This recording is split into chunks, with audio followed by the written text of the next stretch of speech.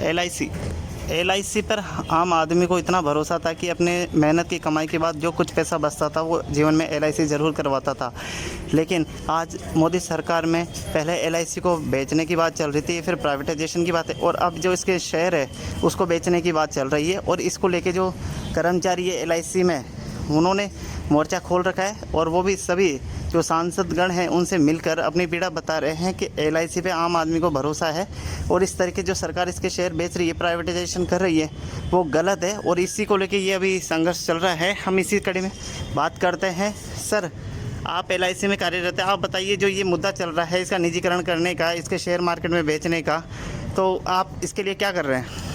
हम पूरे देश में बीमा कर्मचारी अधिकारी सारे एकजुट होकर के सरकार के इस आत्मघाती निर्णय का कड़ा विरोध कर रहे हैं। हम जो राय निर्माता हैं, जो राजनीतिक दल हैं और जो सांसद हैं, उनसे संपर्क कर रहे हैं और उनसे कह रहे हैं कि ये जो भारतीय जीवन बीमा निगम बनाई गई है, ये केवल 5 करोड़ रुपए की पूंजी निवेश करके भारत सरकार ने उसको बनाई है। लेकिन इसमें आज जो संपदा उसकी है, उसमें अगर आप लगाएंगे तो जो बीमा धारकों का हिस्सा है वही प्रधानता से है।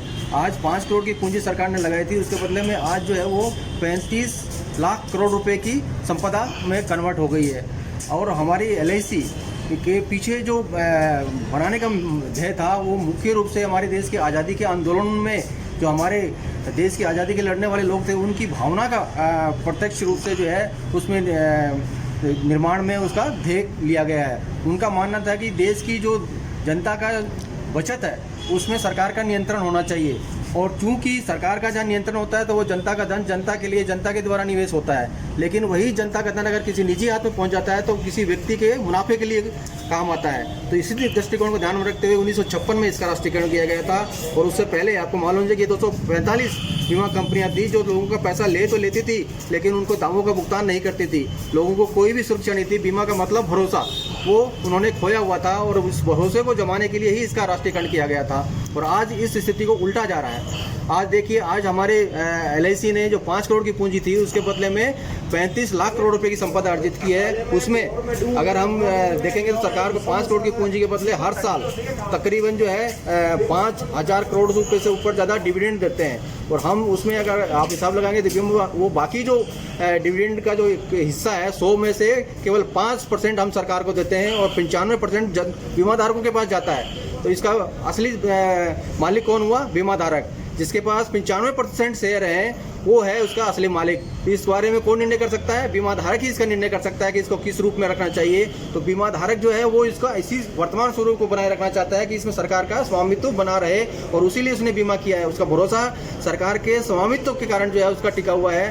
और अगर इसको विनिवेश करके इसको पूंजी बाजार में इसका कुछ हिस्सा सरकार बेचने की बात करेगी तो ये जनता के विश्वास को डिगाना है, उसके भरोसे को डिगाना है, और उसके साथ छल होगा। इसलिए हम सांसदों को से मिलकर के, जो पॉलिटिकल पार्टी हैं उनसे मिलकर के उनसे कह रहे हैं कि इसको इस स्वरूप में बनाए रखिए, इसका शेयर का विनिवेश मत कीजिए। एक उदाहरण मैं आपको बताना चाहता हूं कि अभी आपने देखा कि शेयर बाजार में जो है अंबानी की संपदा किस तरीके से बढ़ रही और किस तरह से घटी।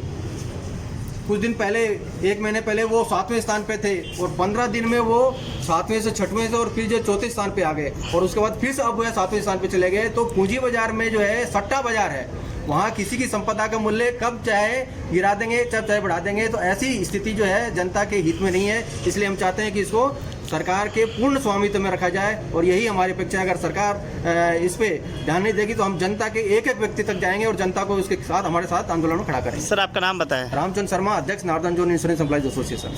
ये थे आरसी शर्मा जी, जिनका साफ कहना है कि जो एलआईसी है उसमें जनता का पैसा लगा हुआ है और जनता का अटूट विश्वास है। आज जो केंद्र की जो भाजपा सरकार है वो जिस तरीके से पहले प्राइवेटाइजेशन को प्राथमिकता दे रही है, तो वो कहीं ना कहीं जनता के साथ धोखा है।